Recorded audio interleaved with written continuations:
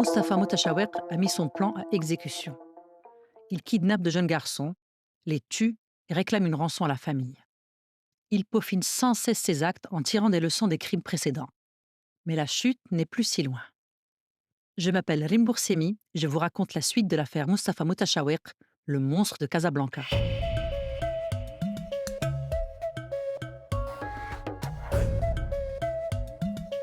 La fin de Mustapha Motashaweq arrive de manière presque banale.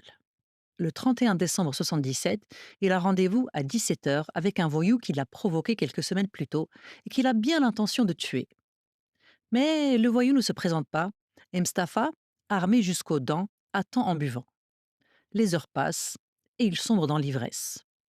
Comme à chaque réveillon, les autorités déploient un important dispositif sécuritaire pour empêcher tout éventuel accident causé par les ivrognes. À 21 heures, deux policiers l'aperçoivent titubant sur son lieu de rendez-vous et l'interpellent pour ivresse sur voie publique. Lors de la fouille, ils découvrent son arsenal, soit un revolver et des couteaux sur lui. Intrigués, ils le conduisent au poste. Ce qu'ils ne savent pas encore, c'est qu'ils viennent de capturer le criminel le plus recherché du royaume. Au poste, les policiers réalisent qu'ils détiennent l'assassin de 7 personnes, dont 5 enfants à Casablanca, l'agresseur de plusieurs dizaines de fillettes et l'auteur du braquage de 2 bijouteries à Fès et de plusieurs autres crimes. Lors des interrogatoires, Mustapha avoue tout, de ses kidnappings à ses meurtres, sans une once de remords.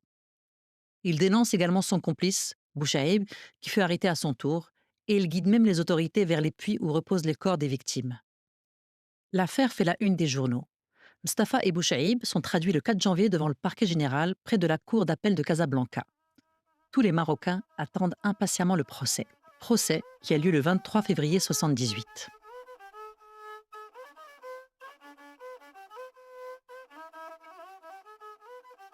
La salle d'audience numéro 1 est archi-comble.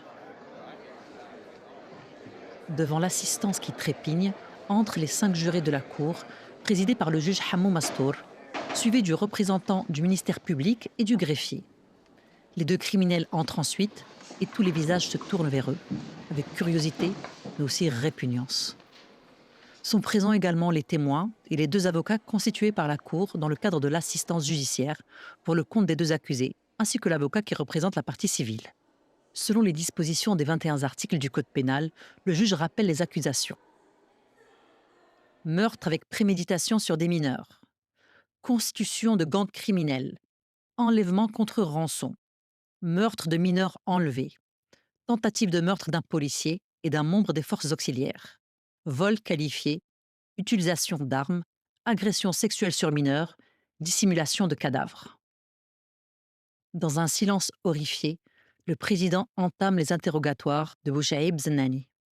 Effrayé et perturbé, Zenani trahit son amant et se disculpe. Il ne connaît pas Mustapha. C'est la police qui l'a torturé et l'a obligé à s'incriminer.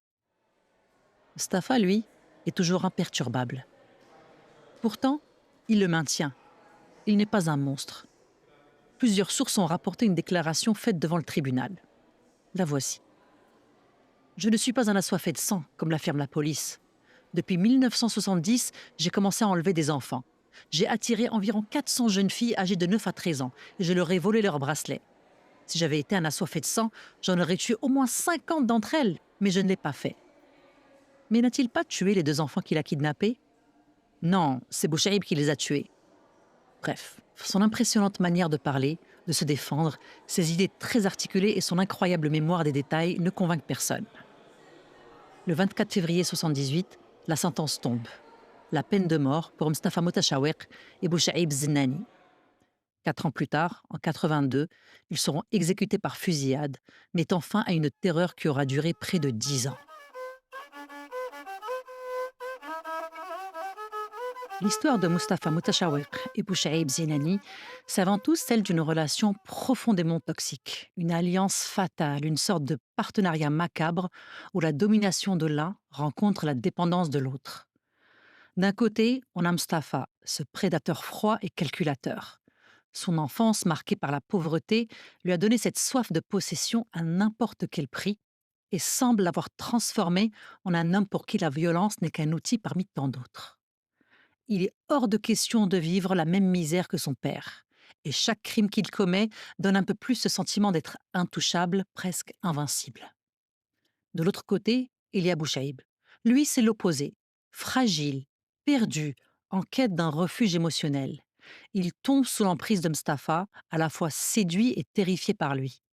C'est un personnage secondaire, faible, sans aucune personnalité. Pour Bouchaïb, rester auprès de Mustapha, c'est peut-être trouver une sorte de place dans le monde, même si cela signifie se perdre lui-même dans des actes inimaginables. Ce n'est pas qu'il n'a pas de conscience, c'est juste qu'il est trop faible pour s'opposer. Et ensemble, ils forment un duo destructeur. Mustapha, en leader charismatique et cruel, poussant toujours plus loin, testant les limites de ce qu'il peut faire. Bouchaïb, lui, suit souvent en silence, acceptant l'inacceptable par amour ou par peur. Ce qui est frappant dans leur histoire, c'est à quel point leurs crimes deviennent de plus en plus horribles. Au début, c'est des vols, des agressions, puis ils passent au meurtre, des actes si atroces qu'on en reste sans voix. Ce duo dysfonctionnel, c'est un peu le reflet de ce qui peut arriver quand les blessures personnelles rencontrent des failles sociales plus larges, la pauvreté, le rejet, l'absence de soutien.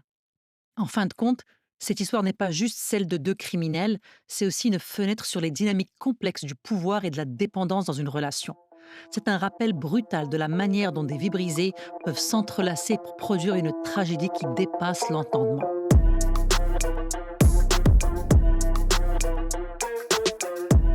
Maroc d'ombre et de mystère est une production de Red Donkey Creative. Cet épisode est préparé et réalisé par Rem Boursemi. Nous sommes sur Instagram si vous voulez nous parler. À très vite pour un nouvel épisode.